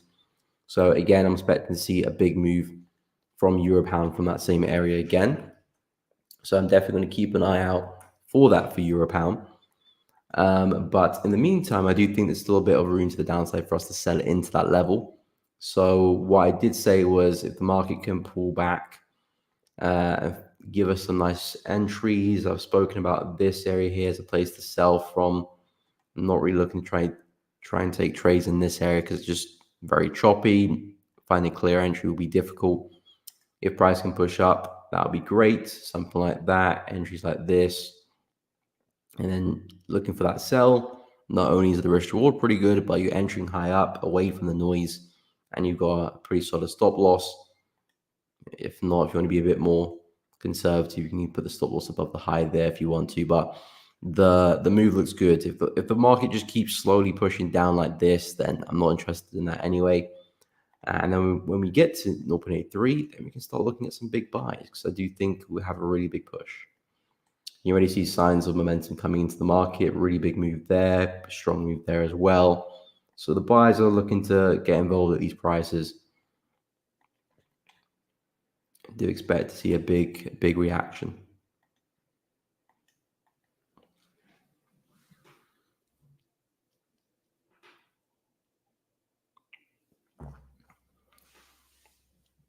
Let me know what you're looking at for Euro Pound as well.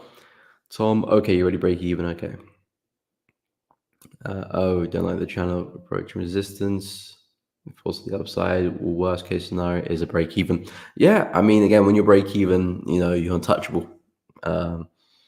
Really, because the worst case scenario, you walk away with a break even. Best case scenario, you walk away with a winner.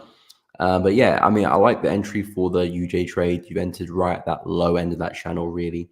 So it's a way of kind of you're anticipating that high low pushing up. So you've locked in an entry there and you'll break even as well. So again, worst case scenario, price rolls over. You chalk it up, move into the next trade. Best case scenario, price continues higher and it breaks the high as well. But with these ascending channels, they're always a little bit tricky to trade because they do provide some nice buy setups, but because it's in an ascending nature and it's still very corrective, I do expect us to break out to the downside at some point as well. It doesn't always do it, but most of the time we do see a break to the downside with these ascending channels, and of course the opposite with the descending channels. But yeah, since you break even, just let the market do its thing. Always just focus on the next position. Let the market do what it wants to do with dollar yen, whether it wants to push up or not. It's out of your control now. You've done what you needed to do. Now it's up to the market if it's gonna play out or take you out. That's up to you, Jay, now. But we do have some dollar news at 1:30, so maybe keep an eye on that.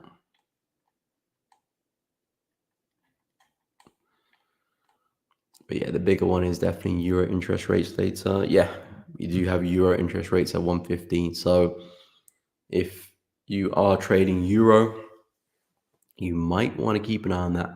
Rates are expected to fall, which should be bearish for euro. And we might see a bearish euro this afternoon. I'm not trading any euro pairs at the moment, so I'm not bothered. And euro interest rates shouldn't really affect pound or yen or Aussie or Swiss. Yeah, so it shouldn't affect my trades at all, really. Maybe a bit of movement because just a bit of volatility, but I don't expect anything really on the pairs I'm trading. But USD news in the afternoon, that might affect some of my trades. Again, jobless claims, retail sales, they're not big events, so it's not going to make me do anything in terms of reducing risk or exiting early. It's not like an NFP or anything like that. So with those, I'll just keep an eye on it. But yeah, I don't see any reason to panic. But we got inflation rate for yen in the early hours of tomorrow morning, so that could be interesting. But in terms of the news this afternoon, I'm just going to see what happens. But yeah, euro's been looking pretty bearish anyway, so I think that one's still got more room to the downside to fall. Same for pounds, same for USD too. Is DXY seeing some downside? Because the USD pairs, yeah, DXY is seeing a bit of downside there. Probably just the pullback though. I'm not expecting anything crazy from the dollar. Just a pullback for price to probably continue moving. How's gold looking? Oh, okay, gold looking like it might break the high. So hopefully we can get that breakout this week, and then I can look at some pullbacks maybe early next week. Because when I'm looking for the breakout, I don't want to see just one single candle closure like that. I want to look for real momentum breaking to the upside, something similar to what happened over here, similar to what happened over here. So that could take the whole of Friday really, or the rest of today and Friday, and then I can look for some pullbacks on Monday and hopefully ride that to the upside. I'm just going to keep it simple with gold. Really bullish market. Hopefully you can find a break and retest at some point and get involved with some nice buys. Same with silver as well. But silver's got a bigger level to contend with, and I'm probably going to need to see a bit more momentum there. But looking at the same move. And those are the only kind of USD pairs which look good to me. All right, Tom, see you on Friday as well. I will be live streaming later today, guys, with Trader Nick. So if you guys are free today, around 1:45 p.m. UK time, make sure you pop in, say hi. If not, I will be streaming again tomorrow. If you guys haven't joined Elevating Traders Discord channel, what are you waiting for, guys? Make sure you do check it out. Completely free to join. The link is at the top of the chat. Completely free to join. You can join discussions there about different trading opportunities with myself and other traders as well. And there will be discount opportunities there as well for Elevating Traders when we do launch, which is on the weekend. So make sure you do put that in your diaries, ladies and gentlemen. And you don't want to miss out on any discount opportunities as well. So if you're not already, make sure you go check out the Discord channel, which is linked at the top of the chat. You cannot miss it. But guys, if you have enjoyed the stream, please be sure to drop a like on the channel. It does really help out. Appreciate everyone who has done so far already. And of course, subscribe to the channel as well if you're finding the content enjoyable, useful, entertaining, all of that. Please be sure to subscribe and hit the bell as well. But guys, really appreciate you tuning in today. Have a fantastic Thursday. If I don't see you later today, then hopefully I will see you tomorrow. But guys, take care and have a good one.